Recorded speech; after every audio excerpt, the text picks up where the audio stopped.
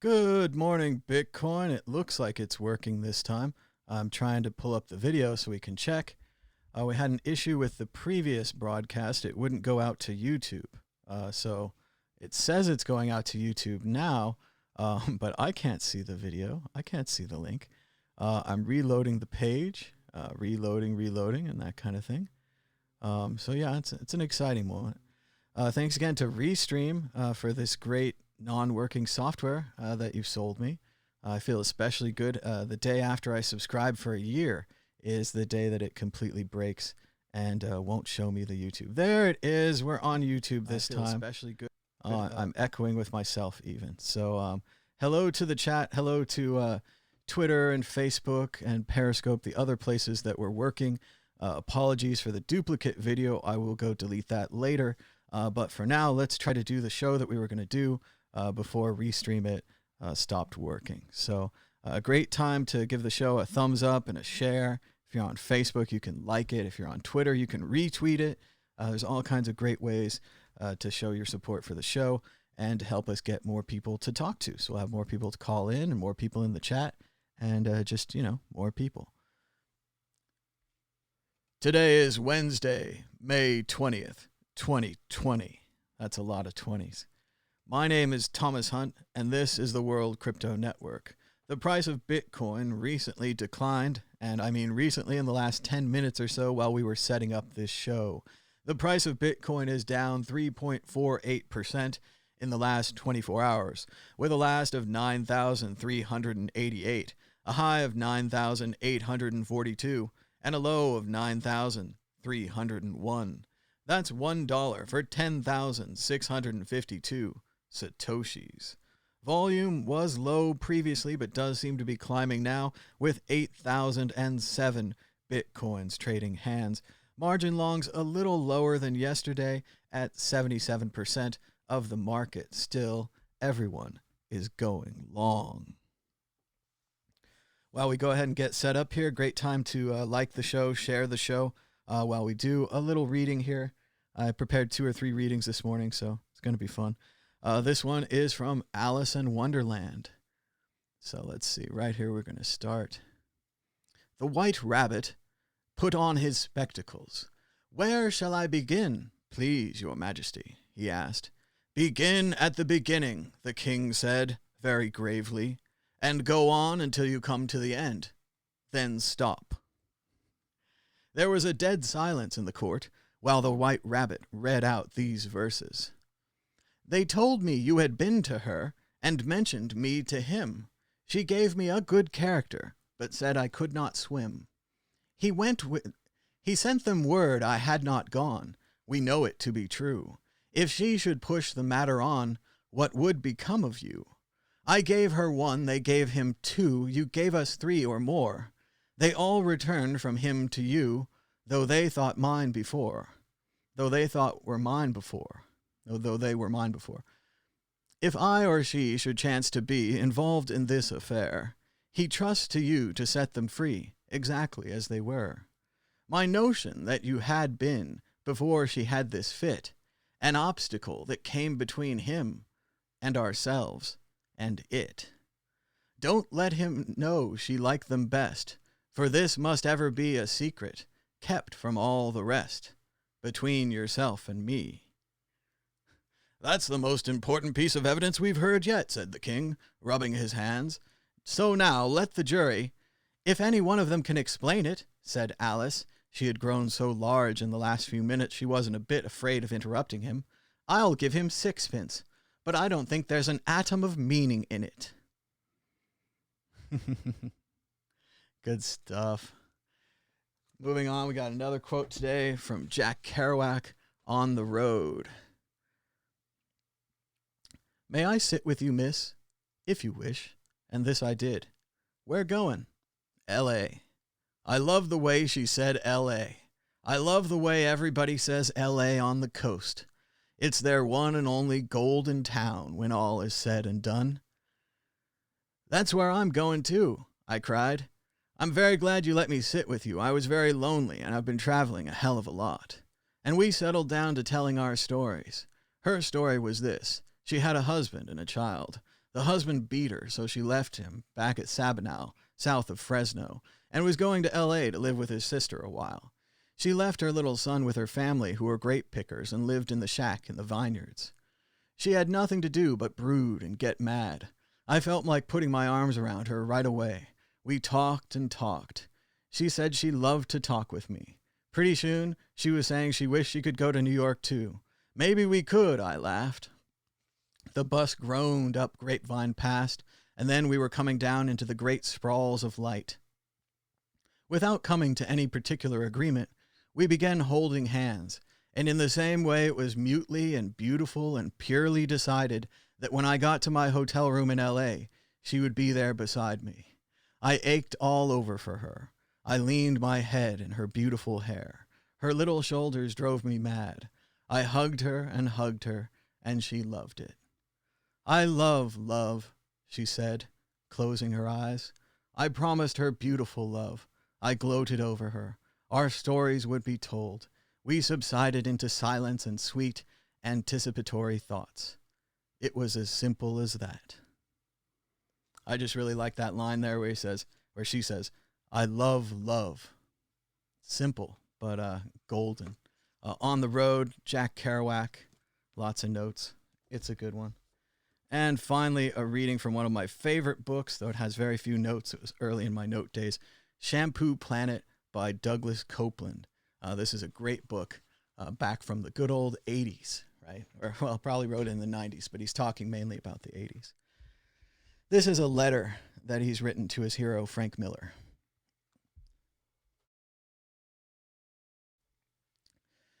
Dear Frank E. Miller, first, I would like to inform you how much I enjoyed your best-selling autobiography, Life at the Top, which I have read 3 times. I highlighted your best sayings with a day-glow yellow felt pen, and also loaned Life at the Top to my friends. We are all 20 years old, who were equally inspired by your words. You are our role model. Well, to business, Mr. Miller. I have an idea for Bechtal that could net good profit for your company. I will be brief. To wit, I think our country is having a shortage of historical objects. There are not enough old things for people to own. As well, we have too many landfills, plus an ever-looming fuel shortage.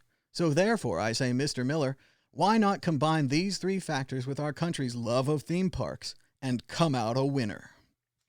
I suggest, Mr. Miller, that Bechtal develop a nationwide chain of these theme parks called History World, TM, in which visitors, wearing respirators and outfits furnished by Bechtal's military division, dig through landfill sites for abandoned decades ago and purchased by Bechtal for next to nothing in search of historical objects like pop bottles, old telephones, and furniture.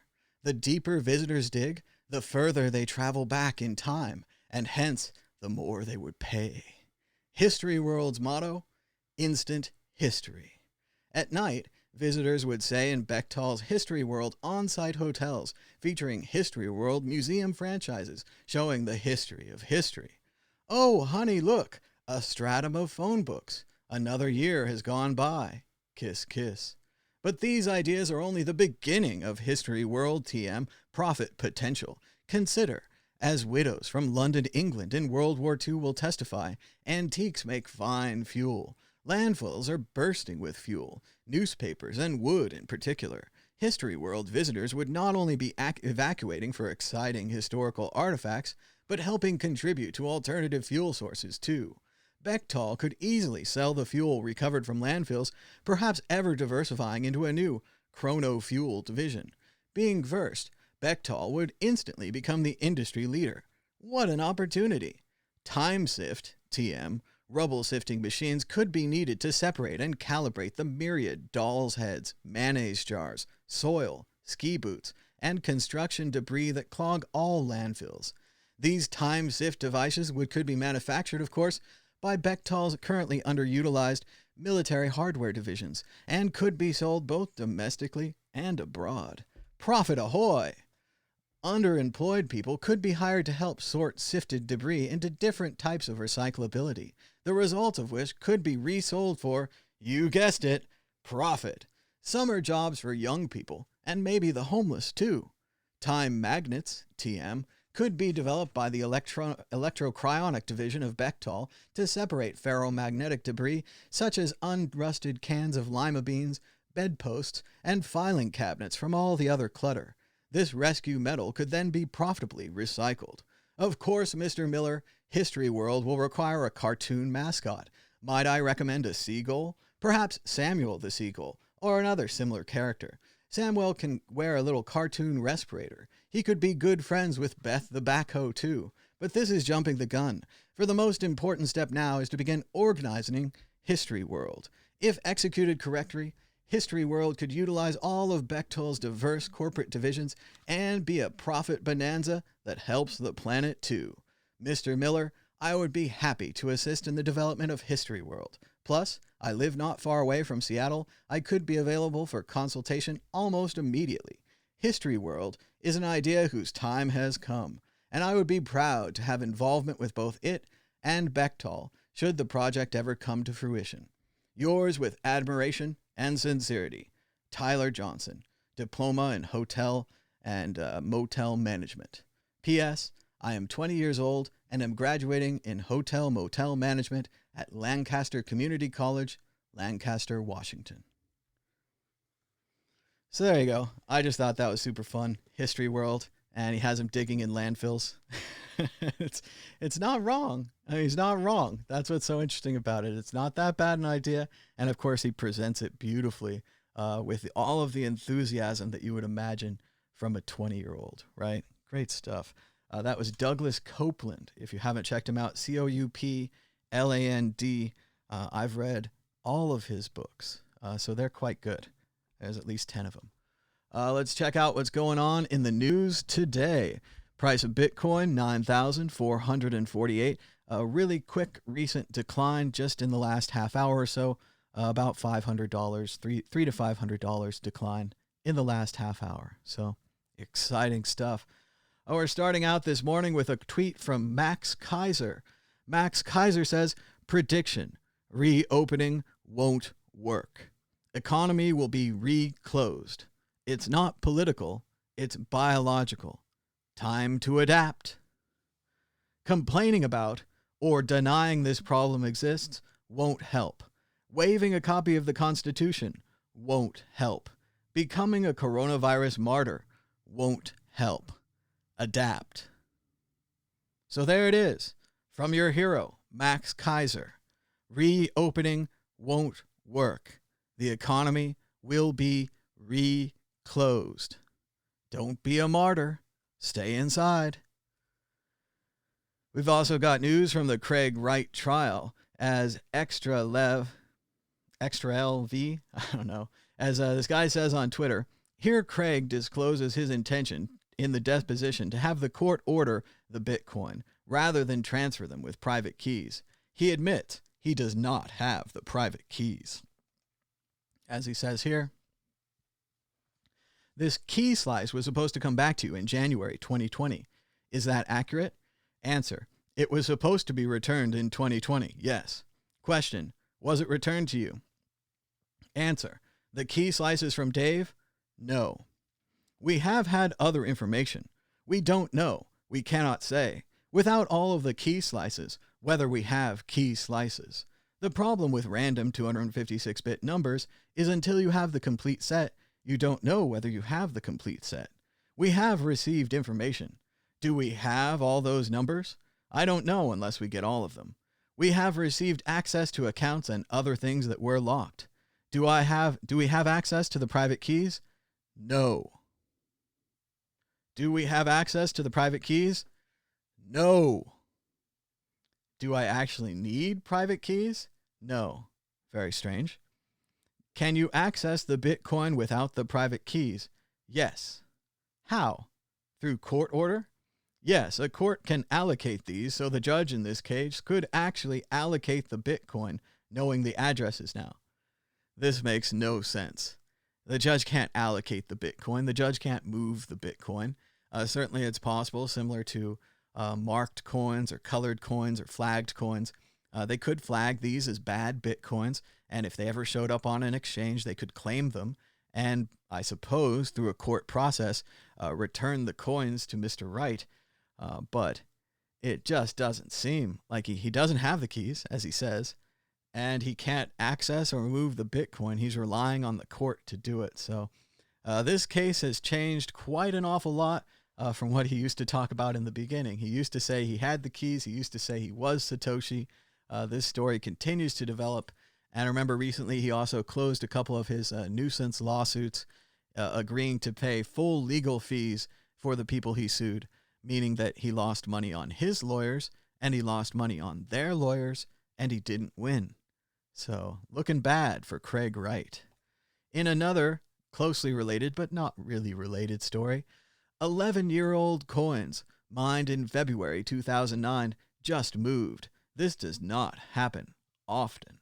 As Whale Panda says, and I agree, just for the record, this is not a known Satoshi address or anything. There were multiple miners even back then. So basically it means someone 11 years ago mined some Bitcoin, got a full block, 50 Bitcoins in a full block, and I don't know, they need money now, so they're moving them. This is one of those things we keep track of, destroyed days, right? Bitcoin days.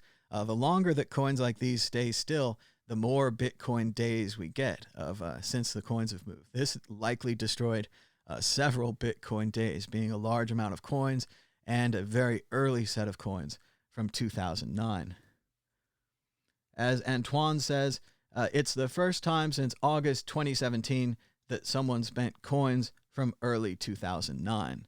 So this has happened just 3 years ago, but it is early coins that are moving. So, of course, the internet's kind of excited about this. Likely it was just someone who mined early and now wouldn't mind having, I don't know, 300, 400,000, whatever it's worth these days. Quite a nice deal.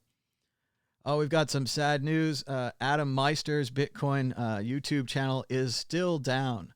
So we do need your help to try to get this back. It's a little more complicated, I think, than Adam's letting on. He mainly talks about his Bitcoin videos, but unfortunately, he also kind of started doing virus denying videos on there. So it's possible they took him down for the virus videos. Remember that we do know since the virus started that YouTube has been using mainly algorithms to control the videos. That's right. They're not using human beings. For whatever reason, the human beings couldn't work from home. They laid them off, whatever, saving money. So yes, it's likely the algorithms hit him, but it's also possible that this virus thing got him as well. But he should be able to have his channel back, at the very least, to download it. He put 5 works in it, 5 years or something of work into it. It's incredible. It says 12 years, actually, since the beginning. Other than the virus stuff, he's always been a polite, kind YouTuber talking about Bitcoin, something that he loves, and talking about it every day, which is something he clearly loves to do. So he never got any strikes or any content warnings before, and when they took him down, they took the whole channel. So I don't know what to do about this. Go to the Reddit post, like this video, retweet it, maybe write a letter to YouTube. Maybe if you have a friend that works for YouTube, you could have them look at this. I know they're never going to admit wrong or anything, but they could just give him his channel back, at the very least, to download it. It's just very sad to see people lose all their data like that. It's not acceptable. We're also talking about the Zhao Tong Price Down Pickup song that was removed from YouTube. It's one of my favorite songs, too, just like Red Rhino BTC says. Somewhere in my archives, I played the video. So if you have a lot of time and you want to go back and try to find it, if you could find it in the archives, send me a tweet at MadBitcoins. I'd be glad to rip it out of the archives and re-upload it to YouTube and several other YouTube video sharing sites. Try to get it back out there on the internet. I don't think it's taken down by copyright claim, so it's possible that Zhao Tong could contest it, but I don't think Zhao Tong's logged into his YouTube channel in several years, and I don't think he's going to contest it. So it's really up to us to try to find this song and recreate it. I think it was an original. I think he did the words, certainly had the music of someone else, the backbeats, and the video was mainly that old man dancing with a cane where he really gets excited. So I'm sure he didn't own that either. But again, this is YouTube. This is fair use. It shouldn't be taken down, but it's gone now. It also had a shout out to Mad Bitcoins in it, man. I missed that. There are not a lot of shout outs to Mad Bitcoins in videos. It was really cool. But yeah, if anybody has a mirror or a link or anything like that at Mad Bitcoins, let me know. I'd be glad to download it. And of course, after the horse is gone, I closed the barn door and I did download a backup copy of Zhao Tong's YouTube channel. So if this happens in the future, we will be able to replace and reshare these videos. So, and this came up because Adam Back also brought us to our awareness that Coin Daddy's Moon Man Affirmations Volume 4 was also removed from YouTube.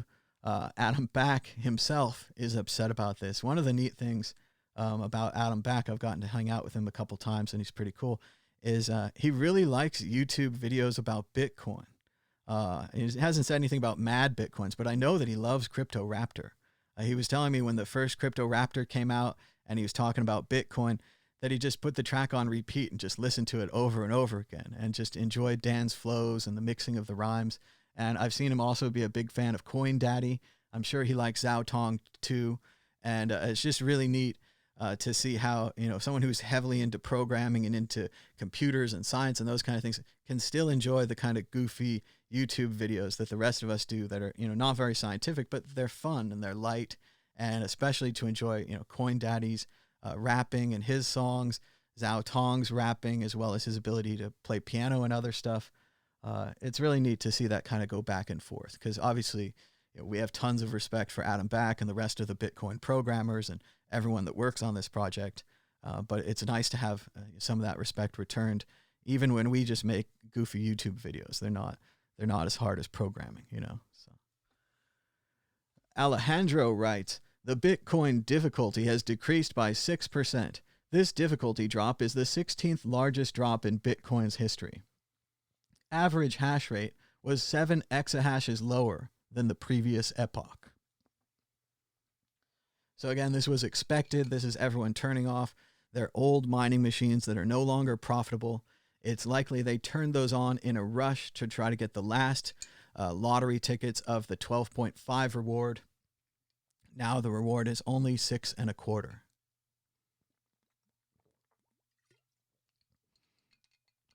So this makes sense. Alejandro continues, he says, this was a wild retarget as there was sky-high hashing before the halvening, with a marked decrease exactly after halvening due to the 50% decrease in the Bitcoin reward. The current hash rate, 3 days average, is at 92.7 exahashes, down from a high of 107 and up from a little lower than the previous hash rate average of 7 days, which was 96. So we're hanging in there. It's likely just the old miners that were turned off. Just your average piece of news for 2020. NASA scientists detect evidence of a parallel universe where time runs backwards. It's the New York Post, but still, crazy story. As they say, a scenario straight out of the Twilight Zone. A group of NASA scientists working on an experiment in Antarctica have detected evidence of a parallel universe where the rules of physics are the opposite of our own. Crazy. And like they say, it's possible that this universe launched at the same time as our universe during the Big Bang, and that they started going backwards in time and we started going forwards in time. But for them, backwards would be normal, and so on and so forth. Very much remind me of Martin Amis and his fantastic book, Time's Arrow. And definitely suggest that one. It's a guy who's living his life backwards. So instead of eating food through his mouth, he goes to the toilet, and things come back up inside him. Then later on, he takes the food out of his mouth and reconstructs it into this beautiful sandwich or whatever the food used to be. And it's a great story. I don't know that I want to ruin the end for you. I read it with the end ruined and it was fine. It's still very great reading. Time's Arrow, Martin Amis. I'm not going to ruin the end, but you slowly find out what the guy used to do in his life. And it's one of those things where, oh, I want to ruin it. I want to ruin it. But yes, if you run certain things backwards, they look like good things. But if you run them forward, they look like bad things. So World War II. But yes, great stuff. Martin Amis, Time's Arrow. And now real. Now, somehow, strangely real, there is a universe where time runs backwards. I don't even know. This is crazy. This is like the UFO thing. So much cool stuff is happening, but we have to completely ignore it because the virus. So it's a great time to put out a story like this. Major 800 million Bitcoin and crypto investor reveals the coming fourth cycle. Ooh. Bitcoin and cryptocurrency investors have been eagerly awaiting Bitcoin's next breakout, if it ever comes. The Bitcoin price, on track to be one of the year's best performing assets, remains far from its all-time high of around 20,000, set in late 2017. Now, Silicon Valley venture capital firm Andreessen Horowitz has forecast a fourth crypto cycle could be on the horizon, potentially sending the Bitcoin price sharply higher. But we've all been saying that for months, right? It's great that Andreessen Horowitz is on board now, but we've all been saying this for months. So you had plenty of time to listen. Bitcoin's halving is nothing like quantitative tightening. Interesting. Oh, it's Frances Coppola. She hates Bitcoin. Why is she a writer for CoinDesk? This doesn't make any sense. Okay, let's see. Helicopter money. I don't know. I'd have to come back and really read this. Let's see what she's going to say. Why is it not like quantitative easing? Well, they're printing money, right? Quantitative easing is printing money, so quantitative tightening is not printing money. I don't know why she thinks these are different. They seem like the same thing. Yes, quantitative tightening is the reverse. The Fed sells assets to the private sector, or it allows assets it already holds to mature. It burns the money it receives in return for these assets. So the quantity of dollars in circulation actually falls, depressing activity and reducing inflation. Quantitative tightening is the destruction of money. Okay, so I see where she's going with this. The Bitcoin halving really only adjusts the supply. It doesn't destroy any money. So I think she's right on there. It's a little confusing at first, but I get what she's going. I also don't care. And I don't think she should be writing for CoinDesk. This lady hates Bitcoin. She's been rallying against Bitcoin for years and years and years, from her beautiful and wonderful ivory tower, where she could take pot shots at all of us idiots down here. Well, the price is 9,000, lady. You were wrong. You shouldn't be writing about Bitcoin anymore. It's not funny. Bitcoin options market data shows a mere 9% chance that Bitcoin reaches $20,000 in 2020. 9%. Never tell me the odds. I like those odds. Let's do it. I like this, though. It's May 20th, 2020, and the price might hit 20K in 2020. That's a lot of 20s. I don't think you're going to be able to go against those kind of numbers. Let's see why they say it's not going to happen. Only 9%. It's dominated by Deribit and CME. Given the tendency of Bitcoin to see a prolonged rally 6 to 8 months after a halving is activated, traders in the option markets are already relatively cautious about the medium-term trend of BTC. Data shows the Bitcoin's option market is tilted towards the bulls. Well, you know that. We read the margin longs today. 77% of the market is margin long, so it sounds pretty bullish to me. Why are traders not bullish? I don't know. They're idiots. Nah, they just like things to go up and down. Let's keep moving. Bitcoin options. Deribit exchange sees record open interest of $1 billion. Bitcoin's option markets continue to grow, signaling an increased influx of sophisticated traders and institutions into the crypto space. I don't know if that's a good thing or not, but more money in the Bitcoin market is more money in the Bitcoin market. If you're just joining right now, be sure to give us a thumbs up and a share. Subscribe down below, hit the bell for notifications. Only you can help grow this YouTube channel. I'm busy talking.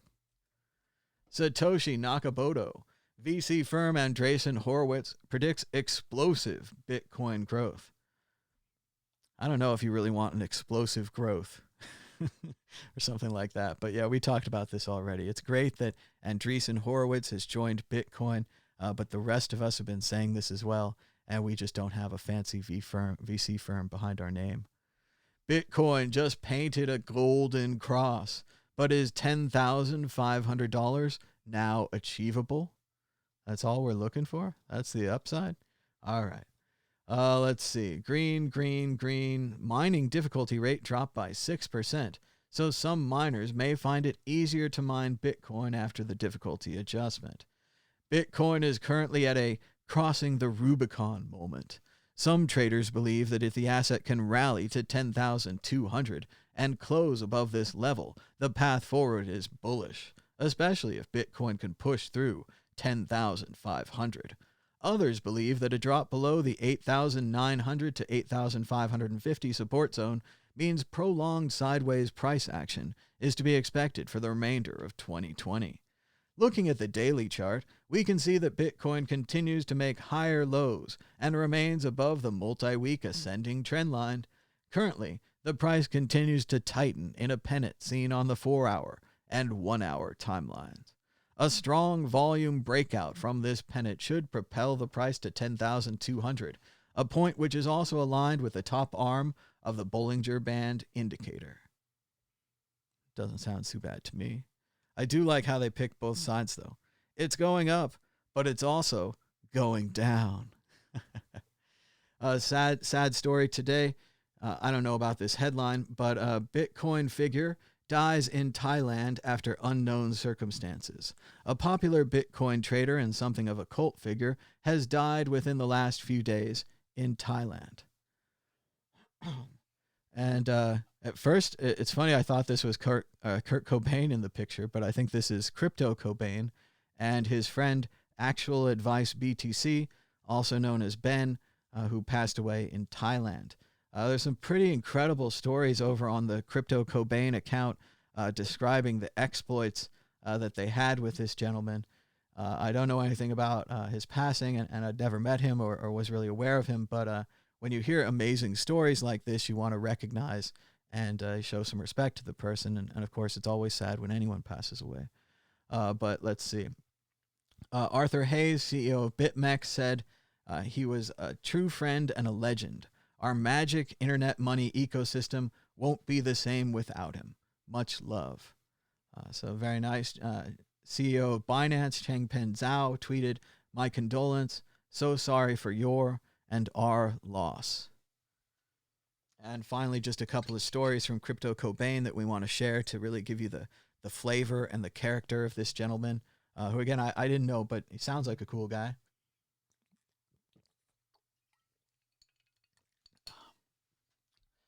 Sorry, drinking some water there. But here we go. From Crypto Cobain, King Kobe, who I follow on Twitter. He says, "Back in 2014 or something, we held too much of a shitcoin that had no volume or market. Wrote it off as lost money. Not Ben. Fuck this. Unacceptable. I will find liquidity," he said. He took a plane to Tel Aviv or something. Next week, there's an OTC buyer for the whole ticket. What a kid. What a story. I also like this one. This was pretty great. He said, in 2017 at Peak Mania, I was trying to buy the discounted tier of some ICO, and I needed 7 more Bitcoin. I asked him if he wanted to throw in 7 Bitcoin and sent him the address. He misunderstood and sent me $7 million instead. How embarrassing when I had to explain it was a smaller deal and send most of the money back, he said. Another trader, I Am Nomad, referenced the time that Ben paid 2 Bitcoin worth $19,400 today for someone to create a South Park parody of BitMEX. And, well, we're probably going to lose our ad rights. I don't know. I think it's parody. I think it's a solid play. I think we're exemplifying the thing. So that's pretty loud, too. Sorry, everybody. What? I did sell at 10x before we dropped the FUD. Excuse me? My name is Chad. I want to report investment fraud, anonymously. Oh? What's the crime? Well, I wanted to start trading Bitcoin, and there's a scammer spreading terrible investment advice. I lost thousands of dollars. My family. Oh my God! This is terrible. You did the right thing telling the SEC, Chad. Now who's advised you? What's his name? Well, I don't know his real name. It's a chicken on Twitter. A chicken on Twitter? I remember this He's guy. a millionaire, and he's ripping off his followers. A millionaire chicken man? Yeah, he's on the leaderboard of this Bitcoin exchange, BitMEX. He said his watch costs more than a Lambo. A Lamborghini? What a degenerate. And how did this Twitter chicken scammer hurt you, son? How'd he make you lose your family's money? Well, he keeps telling his followers to buy the fucking dip. So I go in with 100x leverage and get liquidated. It happened to my friend, too. I got this paycheck from McDonald's. The Twitter chicken gave me his BitMEX referral link, and I want to go long on Bitcoin with 100x leverage so I can make it to Lambo land. You want to open a high leverage long position at the top of the bear market? Yeah, go hard or go home. Balls deep. Fantastic. A really smart decision, young man. this is good. Let me just load up your BitMEX account. All right. What we're going to do is wait until the next green candle, market buy, no stop loss, 100x leverage, and then use these profits through, and it's gone. What? It's gone. You're liquidated. Does he warn you when he exits? Well, yeah, but I forgot to put his tweets on alert. I was working drive-through. It was stressful, okay? That's not the point. He takes Romano to ass-eating orgies in Thailand while I get liquidated. It's not fair. He makes profits buying Bitcoin in a bear market while having orgies in Thailand? Yes. Nice. What? No, he's scamming his followers. Are you sure he's on the leaderboard? Yeah, And he bought his Lambo watch with Bitcoin profits? I think so. Nice. Nice. Nice. All right, so I don't know. That was great. That was a great parody. Let's see. I'll miss you at Actual Advice BTC. Popular trader and developer known as Romano, who had been a friend of Ben since 2013, tweeted, "You left your footprints here with glory. You are a legend and a real cult figure in crypto." So, a sad farewell to Actual Advice BTC, known as Ben.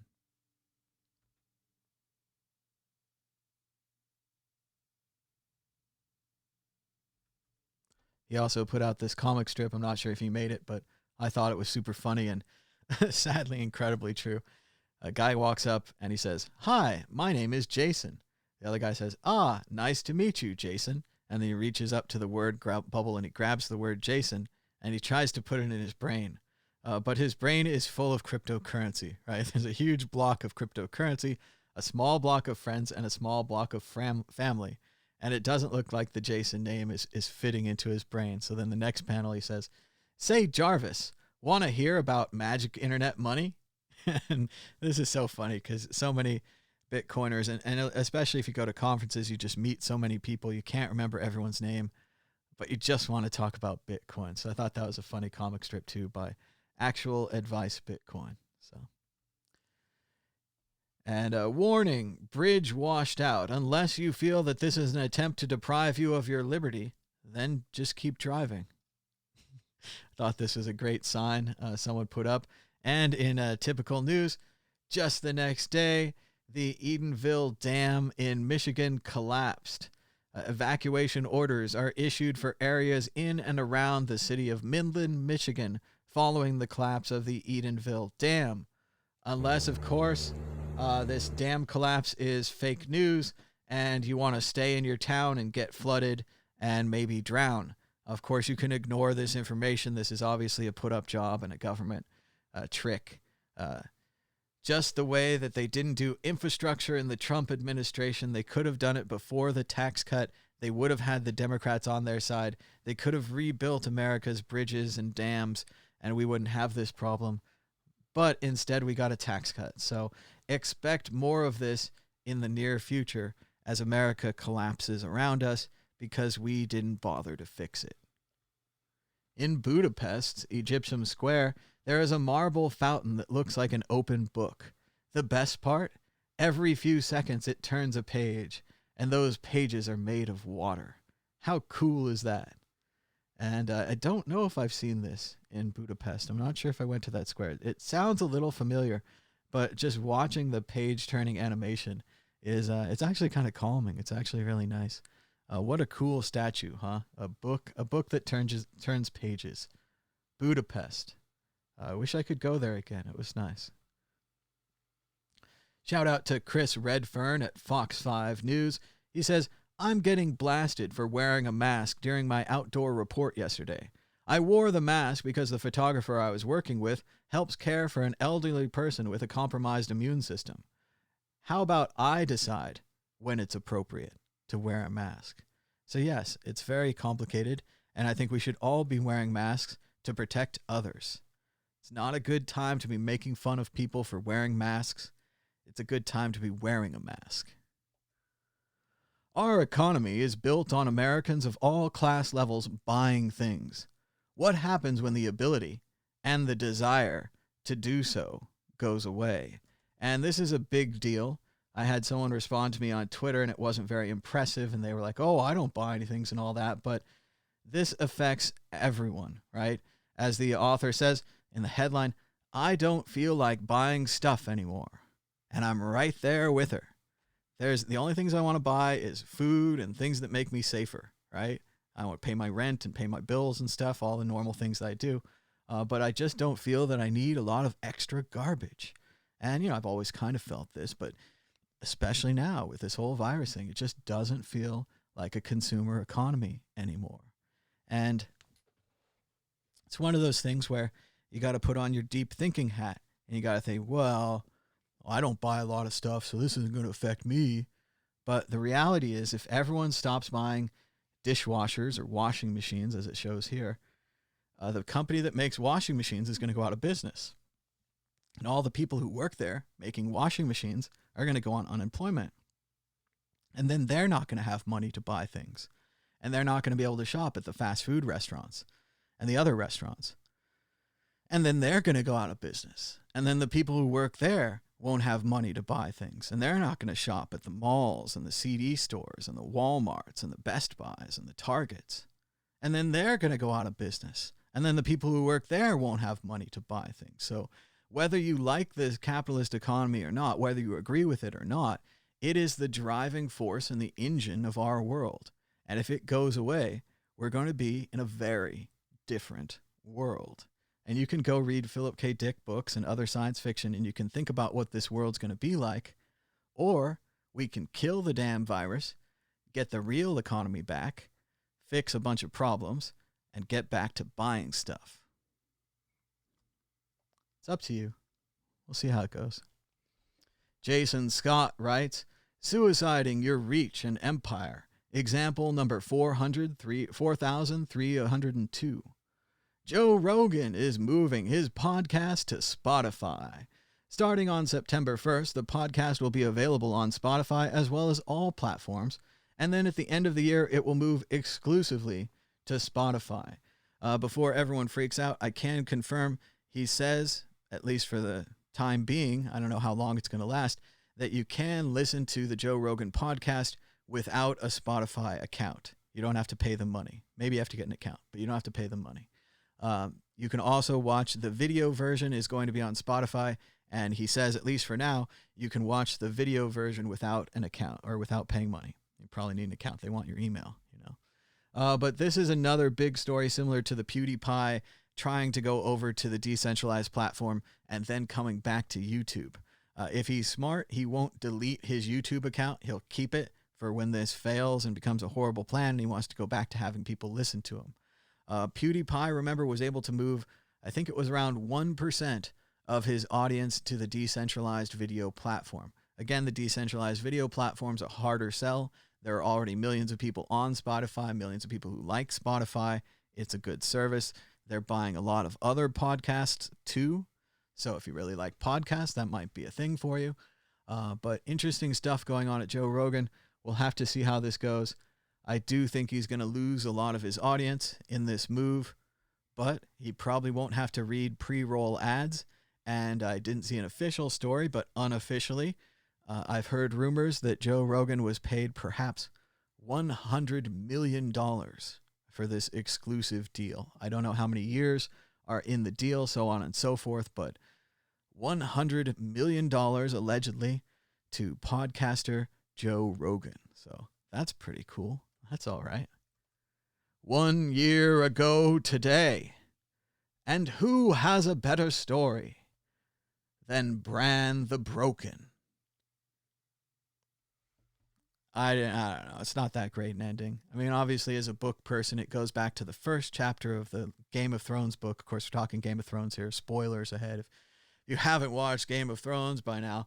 But in the first chapter of the book, in a shocking move, I almost threw the book across the room and stopped reading, but it would have wrecked my Kindle. But Bran is thrown out the window by Jaime Lannister. And you think he's going to die. You think he's toast. Instead, he kind of comes back. His legs don't work. He's a crippled person. That's disabled, et cetera, et cetera. But it was a strange choice by the TV writers to make Bran the king. I kind of expected more of a bloodbath with like 1 or 2 people still left at the end. My personal choice for king was actually Arya Stark and Gendry, son of Robert Baratheon. So he had the kingly blood, and she was a Stark, and all those kind of things. I thought that would have been good, but they didn't go that way. They went with this whole Bran thing. And I think the message of this tweet is that everyone forgot and that it was not a very good ending. And it's very difficult to end things properly. The Sopranos didn't have a great ending. Seinfeld had a kind of a questionable ending. So it is a rough thing to do, and they were far ahead of the books. The books that have still not been released. We're 2 books behind, and I don't know if we're ever going to see those books. Much like Bob Dylan's autobiographical chronicles, sadly labeled Volume 1, part of a 3-book deal, I don't think we're seeing those other 2 books either. And I want them badly. Bob Dylan's Chronicles is a fantastic autobiography about Bob Dylan. My favorite parts, he talks about stealing his friends' records because they didn't deserve them. They didn't really appreciate that song enough. He appreciated it more. And the other part I liked was Bob was always kind of unemployed working on his guitar and stuff. And he would stay in his friends' apartments and read all their books and listen to all their music. And I just thought that was a great thing. I like to picture that. Joe Biden. We need a president who believes in science.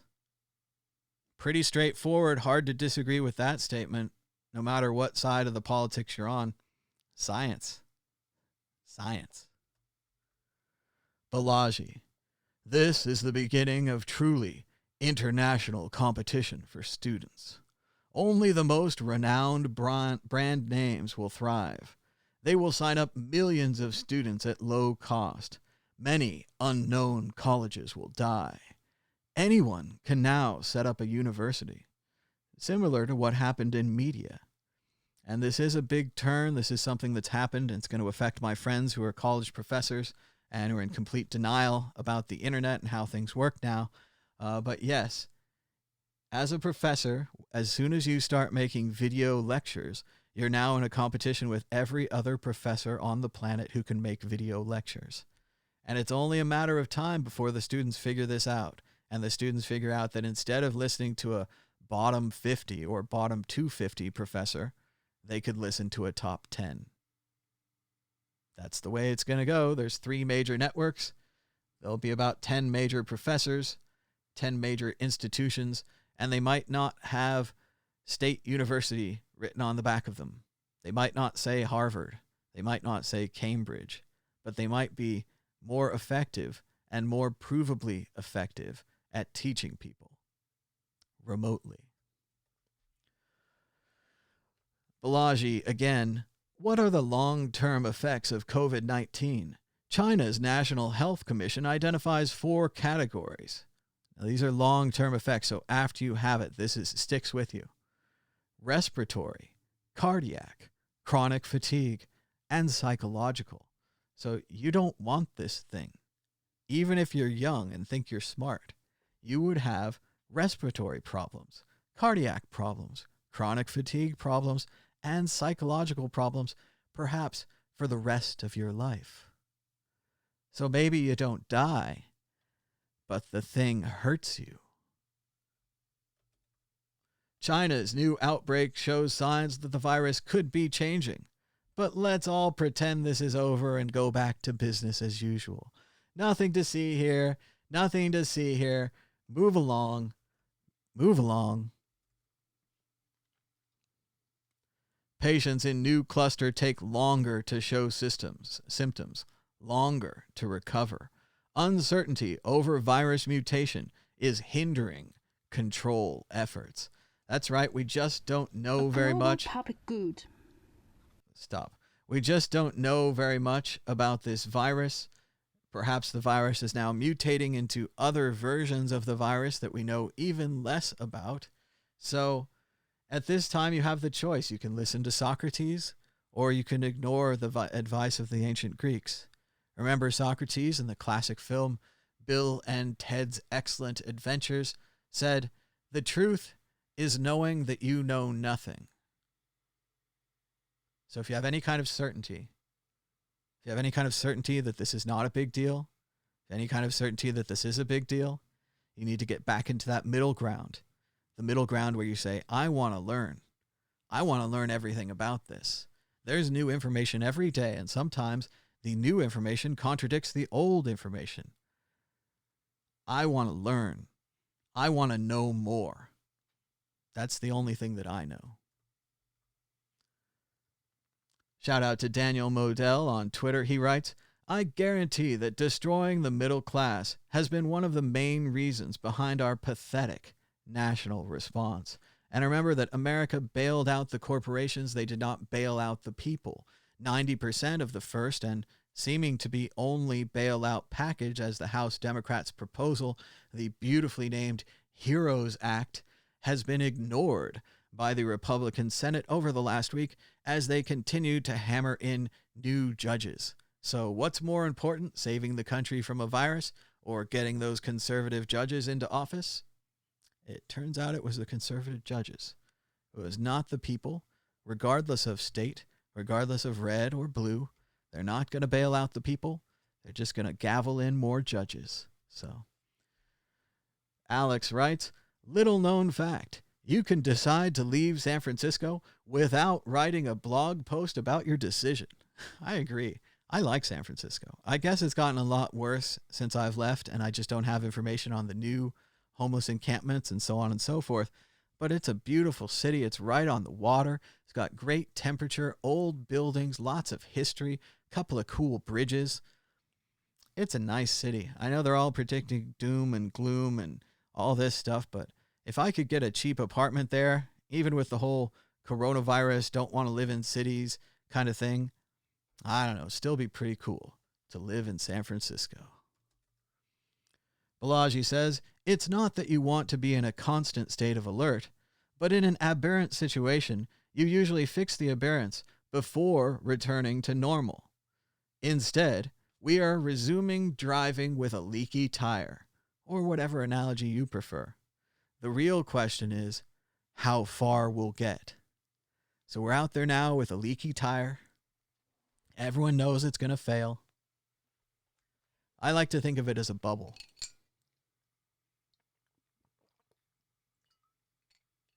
Drinking water there, I talk too much. But I think of it as a bubble. Right now, we're in the reopening the economy is going to be fine phase.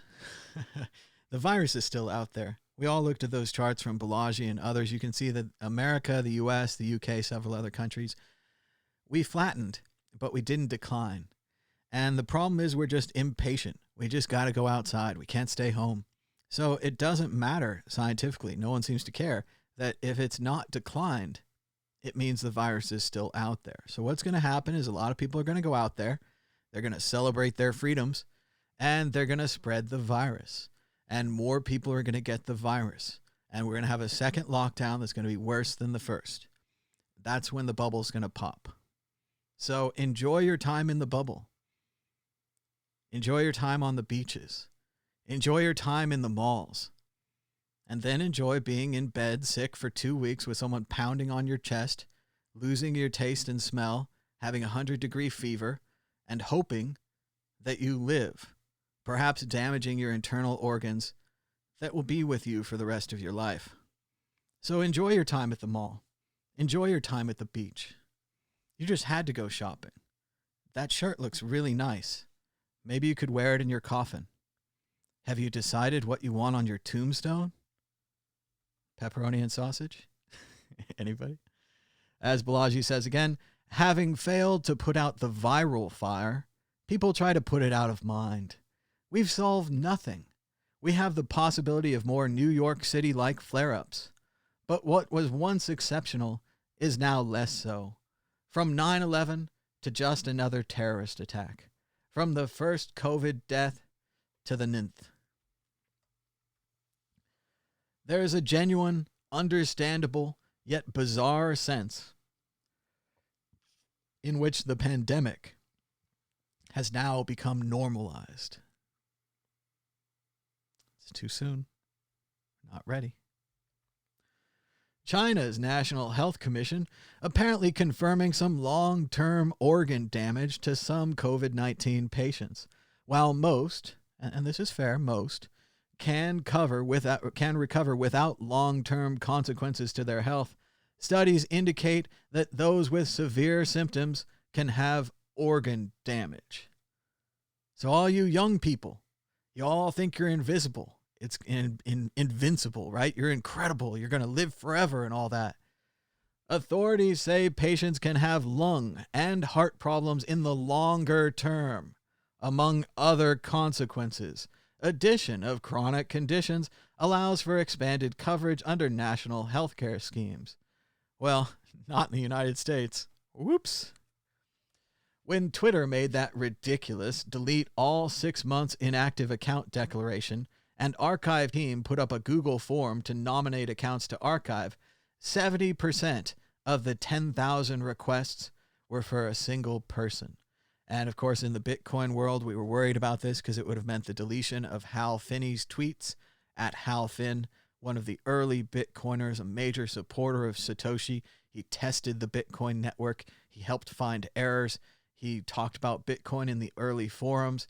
And because he had multiple sclerosis and he passed away or was frozen, he no longer updates his Twitter account. So yeah, Twitter would have deleted him.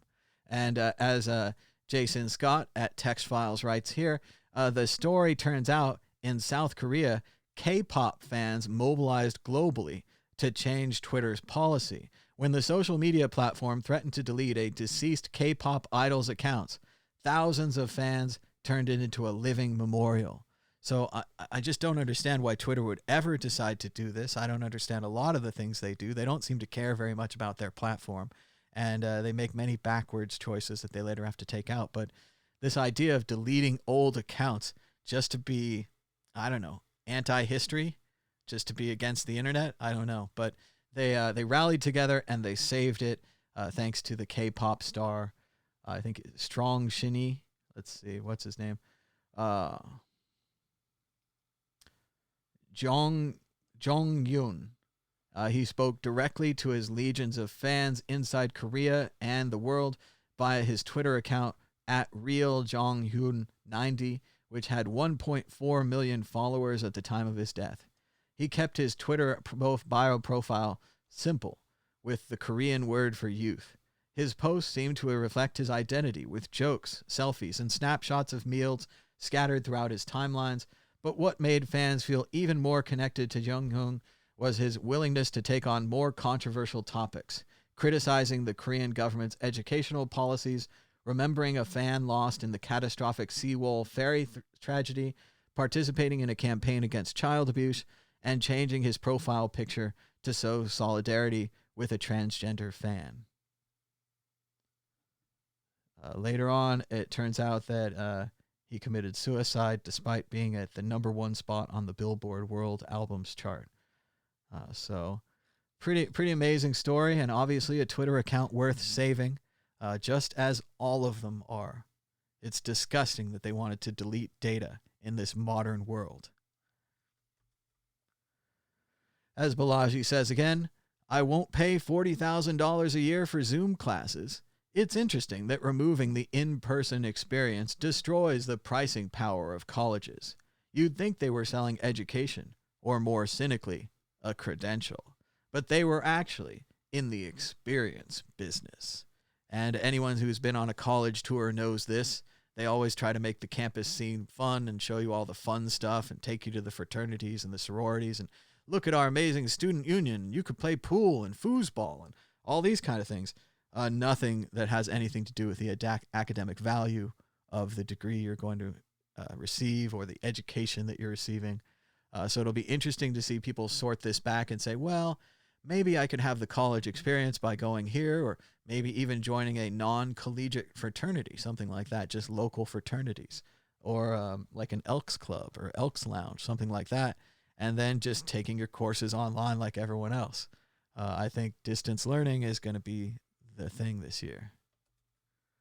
Florida governor tells more bullshit lies about how they manipulated the data to trick their people to go outside. This was pretty great. Florida Governor Ron DeSantis, he says, we can't read it on USA Today today. Oh, that's too bad. But after they fired, he said that there's nothing wrong with this, and the data wasn't manipulated, and everything's fine. Just go outside. Come on, Florida. Just go to the beaches. Just go outside. They fired the data lady. They changed the data. Just go outside. Susan Glazer writes, I just glanced at Trump's Twitter feed. You'd never know 1,000 Americans are dying every day of a rampaging virus with no cure. You got to keep your eye on the ball. Don't want to fall behind. And check it out. I just updated the playlist for the Thomas Hunt Show. There are now 55 videos of this show for you to enjoy on the World Crypto Network.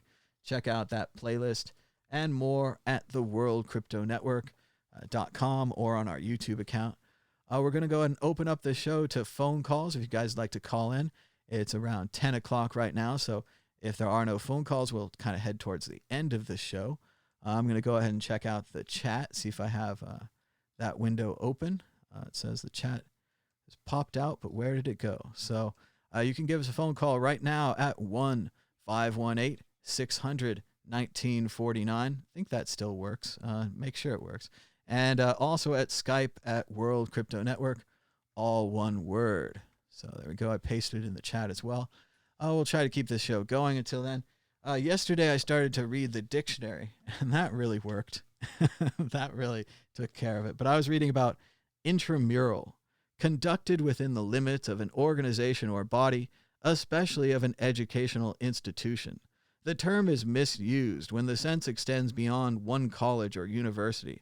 That is, it is impossible to have a competition remain intramural if there are competitors from elsewhere. Quotation. They are also trying to determine if there have been any recent contact between Harvard and Dartmouth, like intramural sports. And that was from the New York Times, and that's a misusage, right? That was a wrong use of intramural, because intramural only means within the college. So looks like inventable or inventable with an A, able, or with an I, ibble. The former spelling is preferred. So you should use inventable, not inventable. Intimately. For a misuse of intricacy, intricately for this word, see intricately. That's interesting. In toto, completely, entirely, wholly, in full, is a Latinism expressing a fundamental notion and having so many English synonyms that it seldom is ever justified. Example, I was asked and received permission from editor Max Brantley to reproduce it here in toto, read in full. Scientists had thought they had given considerable commitment of male seahorses to childcare. Sex roles would be swapped in toto. And the males would sit back peacefully while the females thrashed it out with one another over the right to mate with them. What an interesting book this is. All these different examples of how to use words. This is A Dictionary of Modern American Usage by Brian A. Gardner. It was recommended to me by David Foster Wallace in one of his essays in the book, Consider the Lobster. It's a good book. I'm still working my way through it. I was also recommended the Fowler book about British English. So that would be interesting to see the different comparisons between this book and the Fowler book. So let's see right here. Cement is pronounced as cement, not cement. All right, very close. Censor versus censor, or censor with an S. The first one is one who suppresses. The second is either the vessel in which incense is burned, or the person who carries that vessel. The third is something that detects. And this is fun because there's a line in The Raven by Edgar Allan Poe where he says, perfume from an unknown censor. And he obviously means the middle definition, which is CENSER, which specifically refers to the vessel which incense is burned or the person who carries that vessel. I think the line before or after was something like, tufted footsteps fell on the tinkled floor, or something like that. And tufted also means that the footsteps were quiet and controlled, like stepping on pillows. Perfume from an unknown censor, hesitating here no longer. Friend if bird or tempter sent, so on and so forth. Nevermore, right? Wow, there's some serious definitions in here. There's some long ones that I'm not reading you. Ooh, cerebral. This word is pronounced cerebral in all contexts except once. The phrase cerebral palsy, which is most often pronounced cerebral palsy. This exception derives from an old pronunciation of cerebral. In the early 1900s, the preference was for this first syllable to be accented. So that's interesting. Cerebral versus cerebral. And I'm impressed that I knew how to pronounce cerebral palsy before I read it. A lot of these things I learned through reading, so I don't pronounce them right when I say them. And I have to make a special effort, like debris. I usually say debris. I get in a lot of trouble for that. So every time I read it, I correct myself. I say, oh, that's debris, not debris. So especially the French words I find difficult. So let's see. Chili. 1, a hot pepper. Or 2, a spicy beef stew that often when prepared north of the Red River contains beans. Preferably so spelled not chili with 2 L's, or Chile with an E, which is Spanish. This book is fascinating. Man. All right, so I'm checking out the chat. Looks like we got a lot of fun virus deniers. So just want to make sure everyone is drinking their bleach. You want to make sure to get that disinfectant inside of your body. Remember the president said that disinfectant works great on your hands. I wonder if it works inside the body. So you guys should try that out. It's also possible you want to try that with light. You might want to stick a flashlight up there. As the president said, light and heat seem to work really well, killing it on the outside of the body. I wonder if that works on the inside. Ooh. And remember, there have been other pandemics before in history.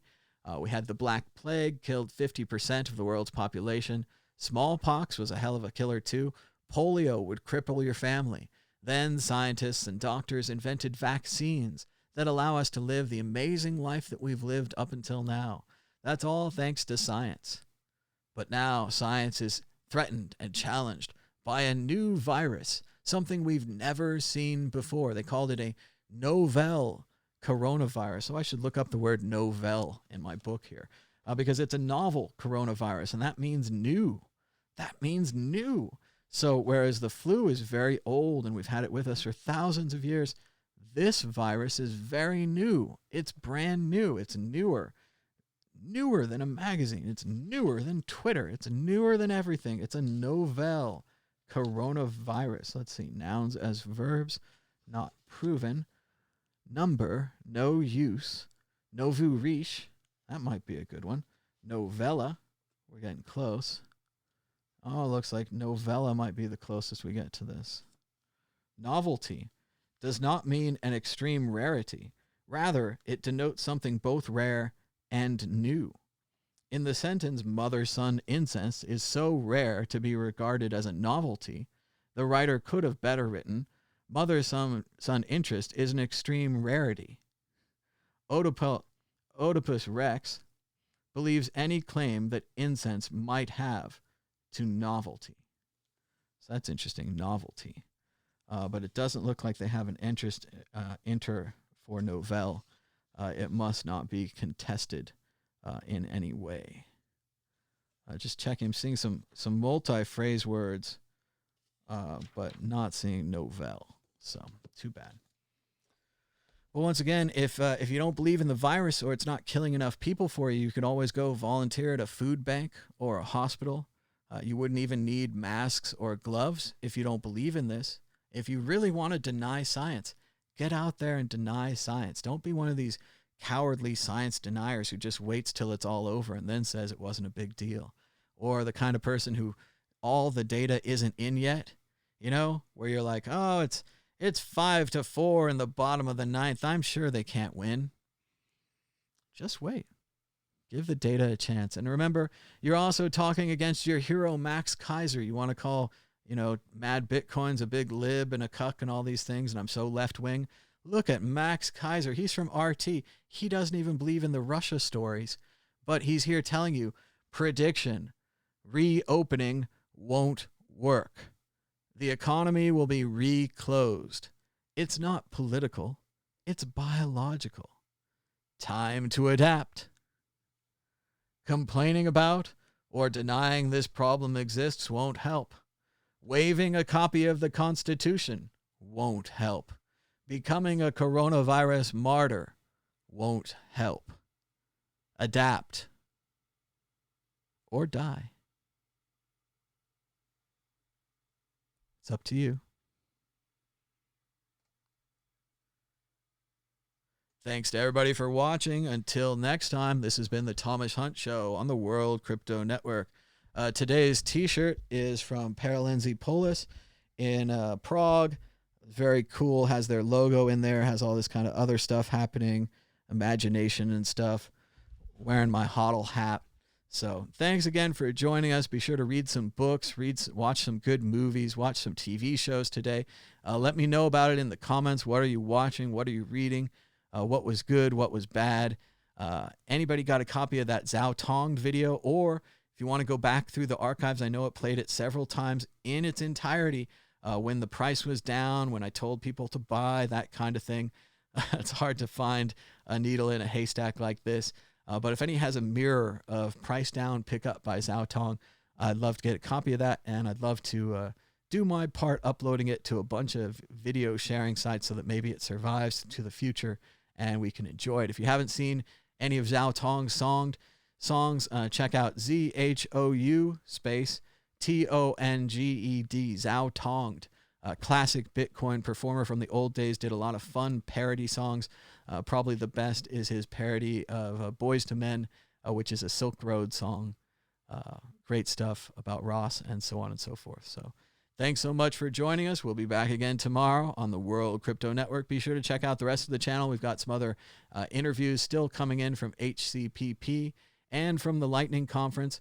These are, of course, filmed last year before social distancing and so on and so forth. But the information is still good, and we've still got a lot of new videos queued up for you.